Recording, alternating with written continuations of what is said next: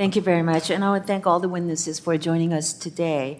It really was an honor for me to personally serve on the working committee on AI, and through many discussions that we've had through the roundtable discussions, I learned a lot, and I'm glad that now we're having a full committee hearing at this setting to display the AI capabilities and the new opportunities that the technology may bring into the financial services sector. As you know, advancements in AI have created a lot of potential, but there are also a lot of fears about how AI will change how we interact with one another and conduct our work. History tells us that skepticism of new technologies is often unfounded and misplaced, as was the case with the railroad 200 years ago, and most recently, personal computers. So, Mr. Reynolds, let me ask you a question first. One of the issues raised in our working group discussion was the issue of AI explainability. In your testimony, you highlighted how explainability is part of your core principles as you integrate AI and Gen AI.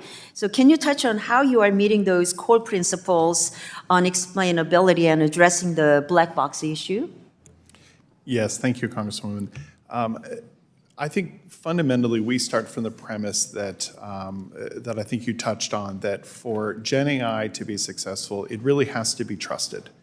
One of the ways that we think it is imperative for it to be trusted is explainability. If people see it as a black box, if they see it as something where they don't understand why the result is coming out of it, then they're never going to fully trust it. That's not to suggest Gen AI won't make mistakes. Human beings do all the time. Gen AI will also, and it will hopefully learn from those mistakes as you educate the models. Fundamentally, what we try to do is we really start from a first principles of adhering to explainability as well as the other principle-based areas that we talked about. And what we do is we actually have rigorous regulatory guidance within the company where both in terms of intake and then in ongoing supervision of the models, we look at them very carefully to ensure that they constantly adhere to those principles. And that's how you're enabling AI models to be audited, right? Yes, ma'am. Yeah, okay, thanks. How is AI being deployed in the payments industry to detect fraudulent payments or any other nefarious activities?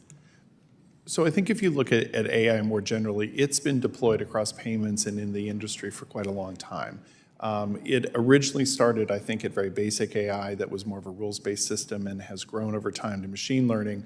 I think what we're starting to see now, though, and we've started to prototype some of this and started to test it and seen very significant results of much lower false positives, but also importantly for consumers, much more payments that are allowed because they're not flagged inappropriately as potentially fraudulent.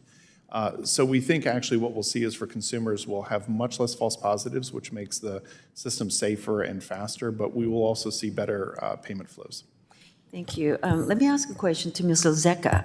I want to continue on that track on how AI can be leveraged to fight criminal activity. So can you talk about how hard it would be to identify millions of data points that identify criminal activity without the use of AI? Well, thank you for the question. I think it's critical. We are on the frontier of a new opportunity to connect the dots. When you look at any financial crime, you are looking for a needle in a haystack. You're trying, the people that we're up against are trying to obfuscate, they're trying to hide their activity. And sometimes it's a question of different bank accounts, different leads, different countries. So AI can perform a lot of that work so that the analysts are, the investigators get a much more developed case and they get fewer false positives, as Mr. Reynolds was saying. And I think that is a potential game changer, particularly as crime gets more sophisticated. Considering you're leveraging AI to improve the effectiveness of financial risk management programs, can you speak about the accuracy of AI in identifying illicit activity? And are there any real case studies you can share with the committee? Well, let me come back with that because I think it's an interesting question on the case studies and I don't have them handy. But what we've tried to do, first of all, we do validate it through our own work and of course our customers, because we're selling these to banks and institutions that are also doing their own validation. We're seeing about a 30% increase in efficiency. Now, of course, and that means a reduction in false positives. Now, that's not the same thing as saying everything is going to develop into a case, but we are definitely getting people on the road to getting to those cases faster. Thank you very much. My time's up.